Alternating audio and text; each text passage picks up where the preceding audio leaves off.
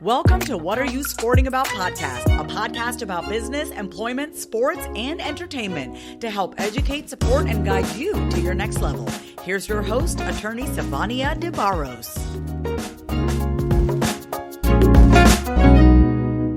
Hi, everybody. It is Sivonni de Barros, protector of athletes, also the founder and principal attorney of the S.L. de Barros Law Firm, where we represent 6- and 7-figure business owners and athletes in business. It is my pleasure to be sitting here with Mr. Harry Swayne. Let me just introduce him really quickly for you guys so you have some context of who we're dealing with today, right? So Mr. Swayne attended Rutgers University. He received his BS in sports management, and he received numerous Big East honors and was drafted by the Tampa Bay Buccaneers in the 7th round of the 1987 NFL draft. But after playing defensive line for 3 years, he made a difficult switch in 1990 to left defensive tackle, where he would play for 12 years in the league. I mean, that's amazing. He spent 15 years in the league and a total of 12 years in HR. Welcome to the podcast, Mr. Swayne. Hey, Sivonni. Thanks for having me. I'm excited about being on this show. It's a pleasure to have you here, and you're definitely welcome. I want to know, though, what made you interested in the HR industry, especially as a former professional athlete? Yeah, you would think that wouldn't be like the natural progression, right? Right. From a gridiron lineman, right? And I played a little dirty, I think. But I was always concerned about my players and their needs, especially off the field, right? So it was a natural progression for me to go from playing in the National Football League to becoming a team chaplain for the Chicago Bears, and then player development, player engagement, HR with the Ravens. It really was. I mean, I've been caring for players since the day I got in the locker room and a player cared for me.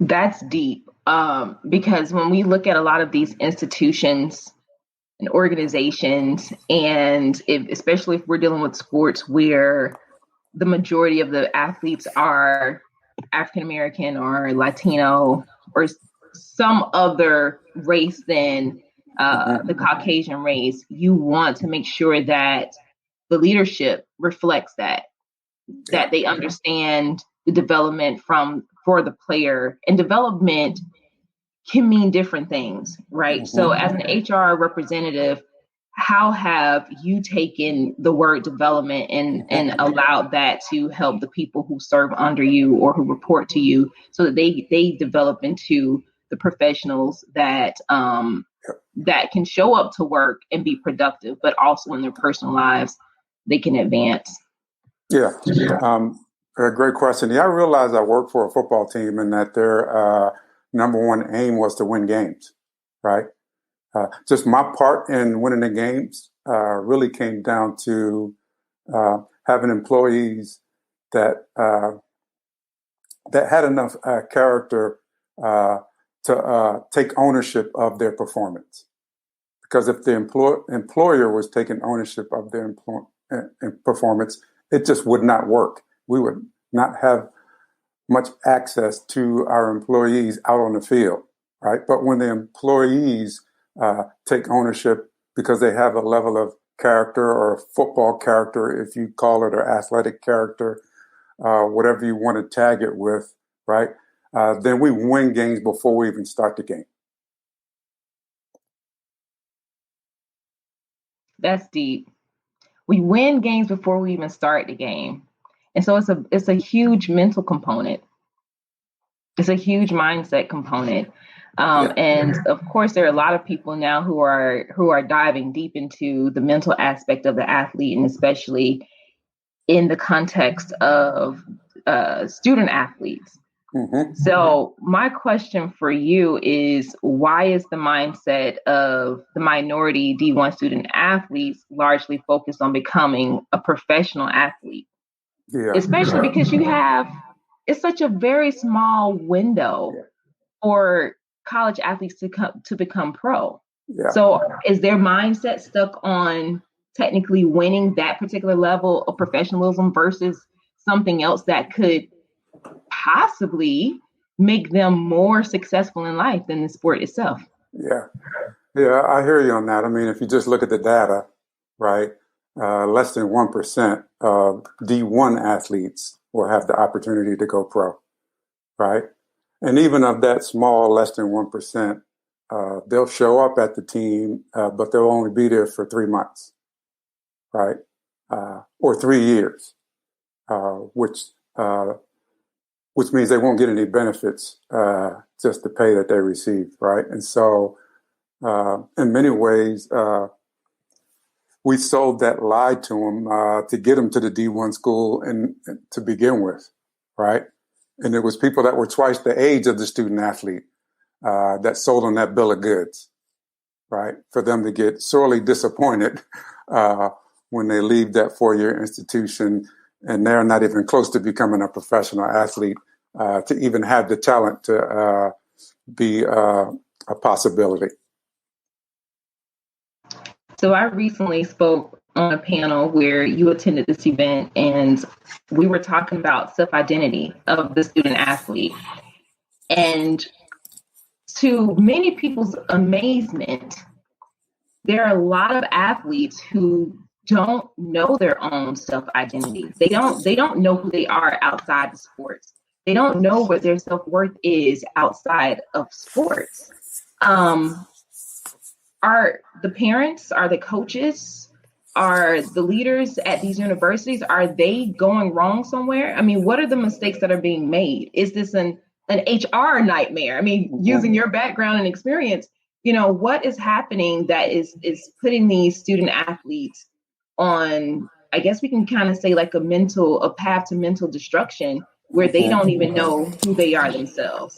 Yeah, I mean, this is a society issue, right? It's not even just the student athletes, but certainly them, because student athletes should not be struggling with who they are, right? The fact that student athletes do struggle with that says more about the adults who are culpable for their development as a fully functioning adult member of society, right? I mean, think about all the number of adults who have dragged their kids to every practice, every game, every sport, so that the kid is forced to see themselves through performance.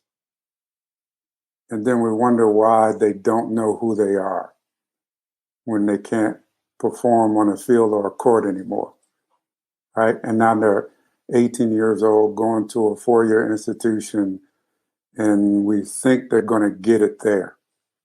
No. So we have performers, not people.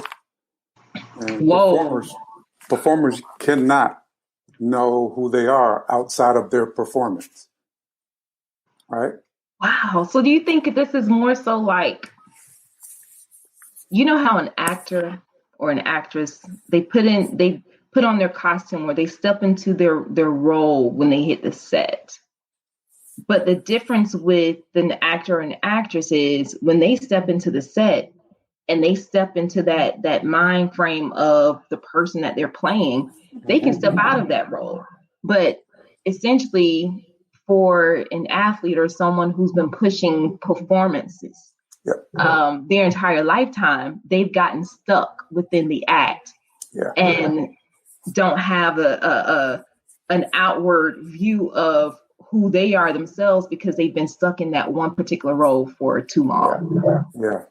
Yeah, that's a great way to put it. I love the illustration, Sivonni, and it's horrible, right? And I've met with all of these student athletes. Most of them that I meet have talent for the professional ranks. Unfortunately, I see all the gaps in their personhood development, we'll call it that, right? And I know that in order for them to be a professional, they'll have to handle life along with the ups and downs of their performance.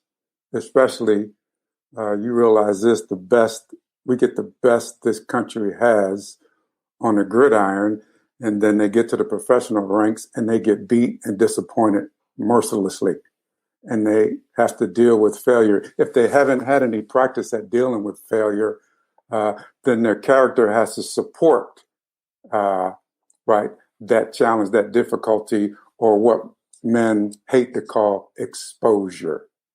Right? Ooh, But that's deep. what the National Football League does, is it exposes all weaknesses. Inevitably, what happens is sport will expose some of your character gaps. Right? And this is work that should be done before they even got to the professional ranks. Certainly reminded of at the college ranks. And some college programs do a great job at doing it. Many coaches do a great job at doing it. Basically, what the coaches and colleges are left to do is the stuff that the parents should have done, right, when they were much more formative. Right? That's a whole sermon right there. Yeah. Professional sports will expose your character gaps. So this reminds me of some research that I was doing for a different project, but I ran across this individual's dissertation for education. And this study was about the level of resilience based on individual students from the age of 5 to 18 who had participated in sports. And what they found was the answers that were received showed a higher level of resiliency from in the students who were athletes who participated in some types of sports versus those who did not. So then it brings me to the question, is resiliency just being shown in the aspect of the ability to perform, the ability to show up, the ability to work through pain? But is there something that's suffering behind, that window or that wall of resiliency when we start looking at the character of the individual outside of sports? Yeah. I think in many ways, playing the sport really uncovers the deposits that student athlete already has in them, right? And so the sport actually gives it a place to demonstrate itself, right? It actually gives it place, not just resiliency, but grit and self-discipline and passion, right? And those types of things, and a love for what it is that I'm doing, whatever ball game it is, or whatever activity it is. Those types of things actually are the grit by which we see who this person is, a resilient young man or a resilient young woman, full of grit, passion, desire, drive, and will, right? Yeah.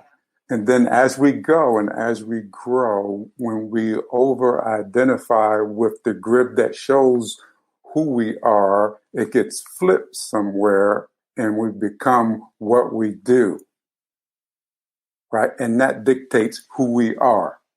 And then what we do ends, and now we have to figure out who the heck am I after all. Wow.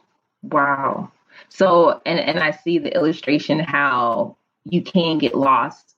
You get lost in the whole process. Yeah. And sometimes this is not an issue that's only germane to athletes, right? No. These are individuals who may have done something for years and years, and they worked hard. They thought this was the track that they wanted. Like you said, they became the thing that they do and got lost in it. And now you're having to reorganize who you are as a person. That's deep. That's really, really deep. I mean, think about it, Sivonni. If I know a guy that's an incredible neurosurgeon, right? Has been practicing in that field for many years, right? Intricate, delicate surgeries, right? He suffered an injury and can no longer be a neurosurgeon. Extremely bright, learned guy. He's struggling with his transition, right? Having to reorient himself with all of the talents and traits and characteristics that he had expressed in brain surgery, now having to learn and do a new craft, right? He's much older than the typical retired NFL athlete or professional athlete, right? But the challenge and the adversity that he's faced because of this transition is causing a crisis in his life. No different than a 20-something-year-old whose college career is over and they'll no longer pick up a ball. And that's why it's important to still do things that you love outside of work. You know, for as long as I can remember, I've always been multifaceted or had multiple talents. And I remember my grandmother, she's gone from this earth, but she used to tell me, baby, you got too many eyes in the fire at once. But I was so excited about my gifts. I just felt like I didn't have the time to let one sit on the side and then start working on another one. And so I really understood kind of what she was saying, like you need to focus on one thing first and then start something else so that you can develop it out properly. But what I'm realizing, aside from my love for sports, because I always wanted to be an Olympic track athlete, that didn't happen, right? But all the other things that I dreamed about doing, they're coming to fruition because I never abandoned those things. I may have paused for a moment to develop something else, but I never completely abandoned them, and they're starting to to come to life. Yeah. And I think that's going to be important for a lot of people, a lot of athletes, especially people who have gotten lost, like we said, in the process of always performing, but not really knowing who they are, not really knowing what it is that they enjoy doing. Yeah. Right. You got to have something that you lose yourself in outside of work, because whether you get paid to play a sport or not, you're going to work. When you show up to practice, maybe you are working. Yeah. Right? Back in the day, in the 70s, we called them hobbies. Right. And those are important. Like that really makes for a well-rounded person. Right. Parents that expose their kids to different things. Right. Even in our training for our particular sport, I'll participate in other sports or other activities, seemingly unrelated to my particular expertise, right? It helps my brain to even refine itself and grow even within my expertise, right? I was a big skater before I played football. So I was all over Philadelphia winning trophies at all the local public rec centers in figure skating, right? I love figure skating, but I really love the trophies, right? But what I really loved was how people reacted to the trophies that they saw, right? Because I love that level of affirmation, right? Especially from men, right?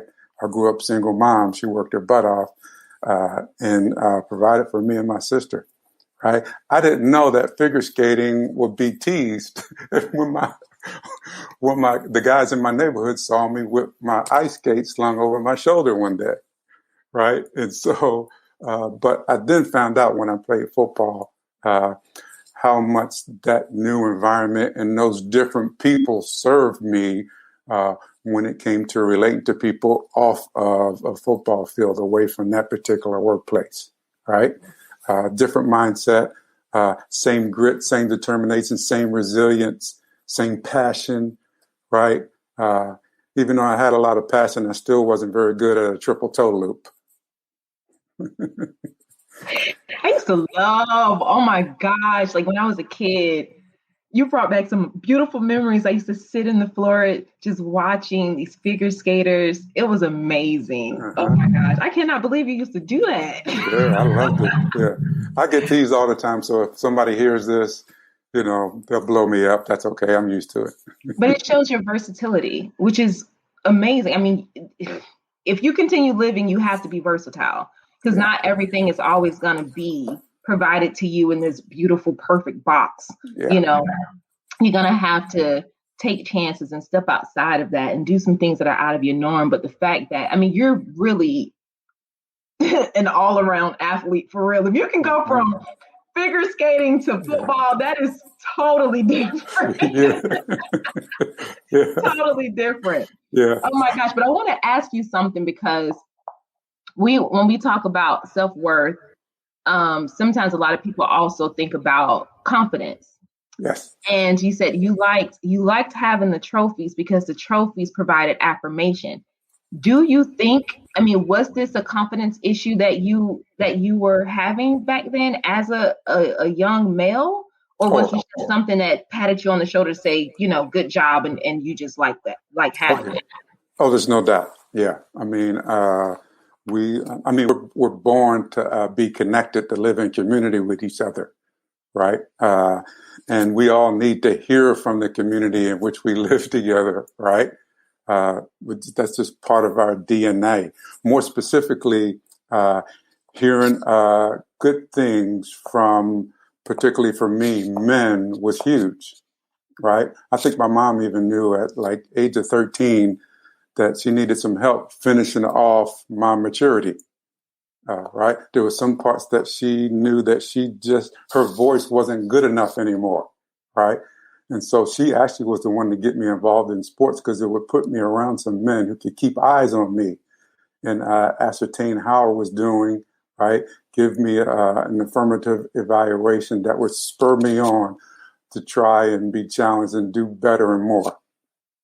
And that's huge. It's a huge part of my development. That same thing kept happening in the NFL for me because there were two veteran players who I intentionally chose as mentors, and they were more than willing to help me out. Back then in the 80s, you needed to have some help in order to make a team. And these two men just happened to be more than willing to do it. I still talk to them today. And so, think about it. Our best help comes from the people that are closest to us in our group, in our office, in our department, whatever the case may be. They are in a position to not just help us, but also to help us grow. I literally had a conversation about mentorship not too long ago, and how people overlook individuals that are right in their life who are mentors, but we don't think to give them that title. We think we got to search for something that is shiny and, come with all the accolades. And really, you don't. Mm-hmm. You really, really don't. But I do want to ask you, because you said professional sports will expose your character gaps. But one thing that your mother knew to do was to put you in an environment where you can really get male guidance. Yep. Men who can teach you how to be a young man and a man, how to be a professional, Do you think that's what a lot of our kids are missing these days, especially if we're talking about the Black and brown communities? Absolutely. Is that where those character gaps are coming from? A big part of how we learn, especially in the African American community. Characteristically, our knowledge is more caught than taught. Right. So I figured out how to be a man by watching men lovingly respond to women. Right. I figured out how to handle my money by watching men save their money and not spend it on that thing that they really wanted. I learned restraint that way. Right. I learned the value of delayed gratification. Just because I could doesn't mean I should. Right. And so, I learned quite a bit. I just picked the right men. Right. My mom taught me how to pick the right person. Right. What to look for. And then she sent me off. She sent me away. Right. And that's how it worked. That's the best way for it to work. And so this element is really what set my programming with the Ravens apart, because every rookie from Joe Flacco's class in 2008 to 2018 had another veteran mentor him throughout the season. Right. We just happened to have some quality men with the Ravens that afforded us the ability to do that. Right. So we would propagate and continue to build into men all of the treasure that they inherently had. It just needed to be called out by another man who was already where they wanted to be. Wow. The major point that you pulled out of that is the fact that you had discernment. And I think a lot of our kids are lacking discernment, because what we see a lot, and I literally was just reading this book the other day talking about entitlement and how people see the extraordinary. Everybody wants the extraordinary. No one wants to be average. No one wants to just understand who they are. They got to have the extra, extra, extra. Yeah. And a lot of our kids are missing the discernment to choose the right mentor because they want their mentors to have the extra. And sometimes they just might not be the right matchup for you, right? Yeah. They may not be able to give you the right guidance. So I love the fact that you were able to discern who were the right people to help guide you down the path where you want it to be. Yeah. I mean, it's not hard nowadays. I mean, the number one quality we needed in our mentors was for them to be coachable, or you can use teachable, either one, right? Because we knew if the mentor was coachable and teachable, we knew that they would receive from us, right? Some tips, some advice, and some counsel, right? So we would pour into them. They would pour into the younger man, right? And so we would be able to recreate and establish a standard, a level of operating procedure, right? For all persons, right? Right. In this cauldron, this is the setting by which competition can really take place when men really sharpen men, right? It works better that way than us trying to establish it off of the performance on the football field, right? That we would establish those standards of operating and relating and connecting and communicating and creating a standard by which we are all accountable for the things that we are culpable for, right? It starts there. Those sons, husbands, fathers play a game at a different level for each other that way, right?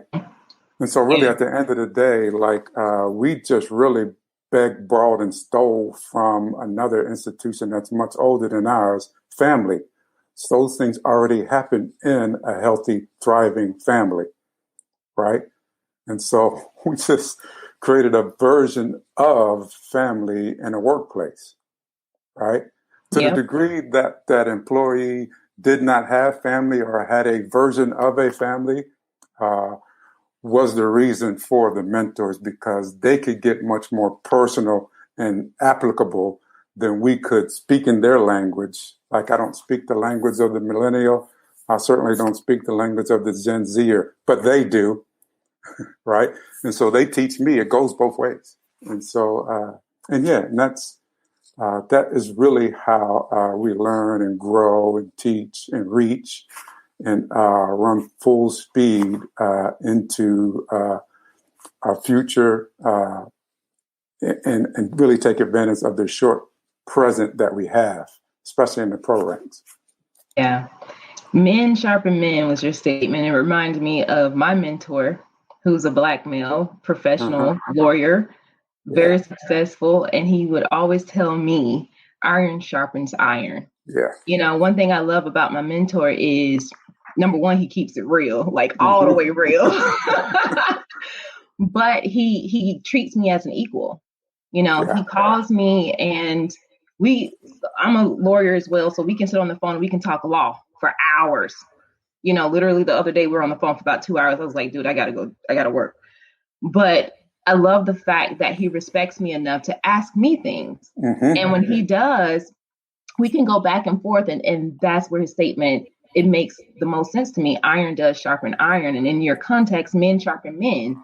Because if we want to create leaders, those who don't have those character gaps, those who can perform on the field of court and in life and in the profession, we need people who are willing to step up to the plate and, exhibit the same type of character traits that we want our young men and women to exhibit. Yeah. So I want to shift gears a little bit because we have seen a huge push for social justice. I mean, for someone like you and me, social justice issues have always been, matters that need attention, right? Yep, absolutely. But with the onset of the coronavirus, I think that was a perfect storm to make people listen. And so you have a lot of institutions who are paying attention, but also taking action. And one thing I want to talk to you about are the predominantly white women soccer players at the University of Delaware. Yes. Right. Why do you think they weren't satisfied with just demonstrating for social justice? Yeah, I really think it was because they were kind of fed up with not having the confidence, right, to go on the other side of the locker room or on the other side of the campus or in the city not too far away from University of Delaware, Philadelphia, and have a conversation with somebody that looked different from them, had a different skin color. They were fed up with not having the confidence to cross over the tracks, right? And so raising the sign or taking a knee was not good enough for these young white women at the University of Delaware. That's really why I think Yeah. That's something. We've seen a lot of, especially our professional teams, their uniforms have social justice activist type language. We've seen independent athletes, like for instance in tennis,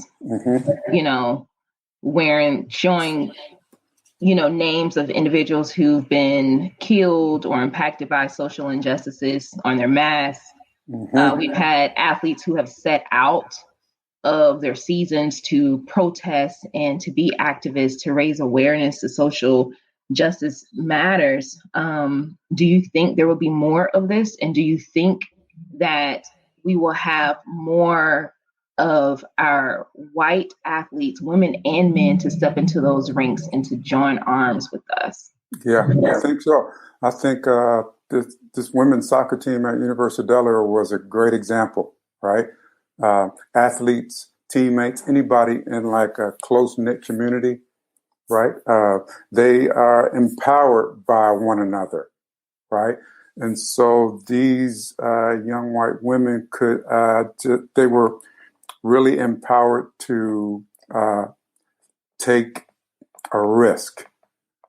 Because the risk here, you got to understand the culture we're in. We live in this culture where you have to be right. You have to say it right. You cannot make a mistake. You cannot post the wrong thing. You'll get canceled, and you get one chance, right? Why we expect 18, 19, and 20-year-olds to not make mistakes is beyond me, right? Matter of fact, I encourage young people to make every new mistake they can think of. Right? Go ahead, make the mistake, right? I don't want them to be held back from having to deal with the pain of making a mistake or failing at something, right? There's absolutely no way that a white person would understand my Black experience, right? Right? I love it when they want to find out, right? Even when they ask the question the wrong way, right? Like I have white friends, we were talking about the protests and the marches. I was using the language protest, march, protest, march. They were using the language riot. And so I just very matter-of-factly in the course of the conversation, unemotionally, hey, Bob, I've noticed you've been using the word riot. You do know that riots, they throw and damage stuff, but in large part, all the protests have been peaceful. That's why we call them marches and protests. It's like, I never thought about that. It's like, yeah, because you don't want to communicate, something that's not true, right? But yeah. I can understand why some other people would, consider it a riot.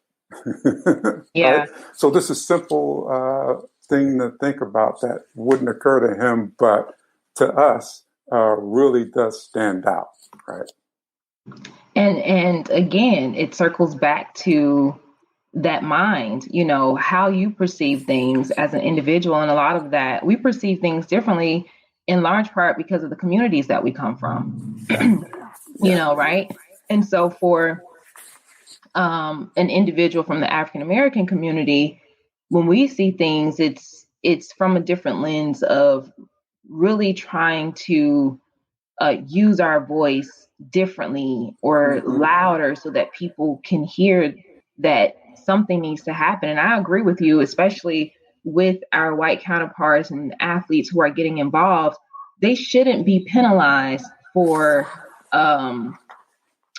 stepping up for what is right, stepping up for a change. And that's one thing I love about this newer generation is because they don't care what their grandfathers and grandmothers thought. They don't care. And they're more immersed into culture now. They're more immersed. They have more friends that are different races and come from different backgrounds than what, their grandparents came from. Albeit we do have some people who may live in predominantly white states or communities, but if they go off to college, you are bound to run into somebody who looks different from you. Yeah, absolutely. Yeah. I would say my culture was more profits over purpose.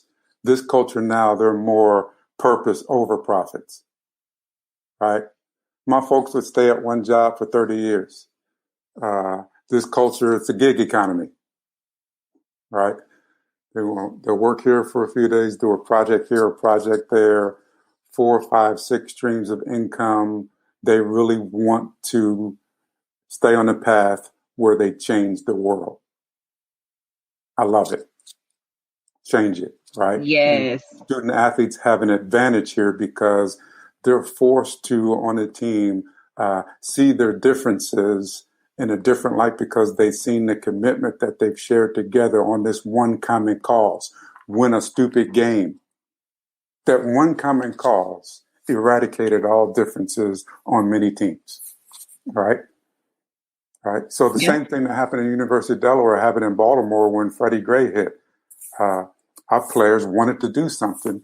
They would not be convinced to just give money, right? Right. But they had to have a conversation because not all 70 players wanted to do the same thing. So we had to have our version of a town hall.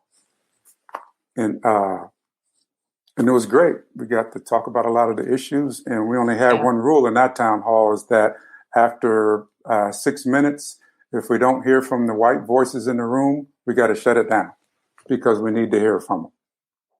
And so we had to put up with the very uncomfortable dead silence in a room filled with 80 men for one brave white guy to speak up, right?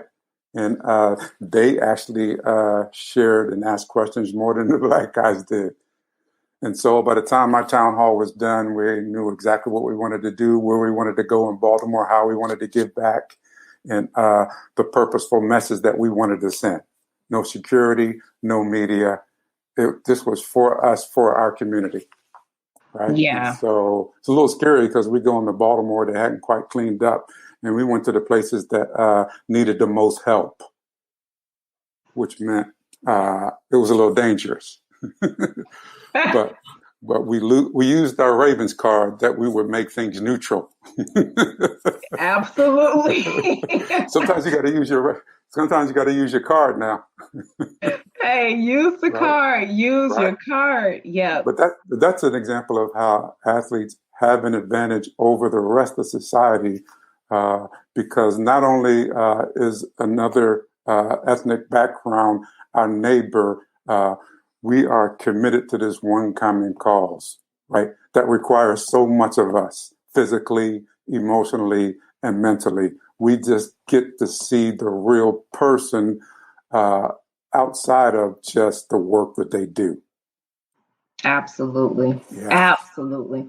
If our country could see their persons in their neighborhood that way, we would absolutely eradicate racism.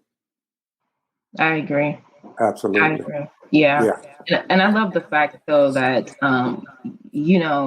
you all did this town hall presentation so that your athletes understand and have the forum to pose the questions that they need to have answered for greater awareness and understanding, because honestly, that's where a lot of things can be changed is through the level of education, right? It's impossible to change anything if you're ignorant as to what is happening around you. Yeah, that's how change happens in this country. Correct. Protest, town hall, new policy gets signed. That's how it goes. Protest is forcing government elected officials to hear from voices that you need to hear from, right? That's protest. Then you get a meeting with them at the local level. That's the town hall, right? From those local officials, then new policy, new laws, new regulations are put into place that reflect the needs of the people. That's how things are done. Man, I mean, that's amazing. That's amazing. And I just want to just let everybody know, if you're listening to this, if you're watching this, it is possible to literally change the world. I believe that it is, because, when you, like you said, we have a culture now of purpose over profits. And when people who are so brazen in their purpose take, that one step to do something amazing, it latches on to other people, and you're not alone. And so in that respect, other people now join you in your purpose, and that will help you change the world. So I do truly believe that we will definitely have social freedom, social equity, social justice that is a level playing field for everybody. I don't know when, but I know it's coming. Yes, I know it's coming. Yeah. Yes, they hope. Yeah. So I'm just so happy that you were able to join me today. I do want to ask you, though, if there's any advice that you have for our listeners or viewers, people who may be watching this now or later, go ahead and drop your bars. Yeah, I think, Sivonni, I think the one thing I want to tell your viewers, your audience, is that everybody has a treasure deposited in them, right? My purpose is that people would discover that treasure, right? That they would fight tooth and nail over every obstacle, every distraction, everything that tries to convince them that they do not have that treasure. Don't listen to it. Keep grinding, keep digging, keep chasing after that treasure that is deposited into you. That's the treasure that this world needs to see. That's the treasure that your neighborhood, your community, the society needs to have here, so that this world will be a world for all people, for everyone, every race, every color, every ability, every talent. Bring your stuff and your treasure out from under that rock. We need you. We need it. Otherwise, we cannot be us. Yes. I love all of that. Good. So, look, guys, like Mr. Swayne said, everyone has a treasure deposited in them, and you can tap into it. So make sure you come back for another episode of What Are You Sporting About, so you can figure out how you can do that. Again, my name is Sivonni DeBarros, protector of athletes. It is my pleasure, my sincere pleasure, to educate you, motivate you, and guide you to the next level. Make sure you get the book, What Are You Sporting About, so that you can be inspired to do exactly what it is that you were called to do. Again, thank you for being here. And until next time, we'll check you later. Ciao. Thanks for joining us this week on What Are You Sporting About podcast. Make sure to visit our website, prosportlawyer.com, where you can subscribe to the show in iTunes, Stitcher, or whatever your favorite platform is, so you'll never miss a show.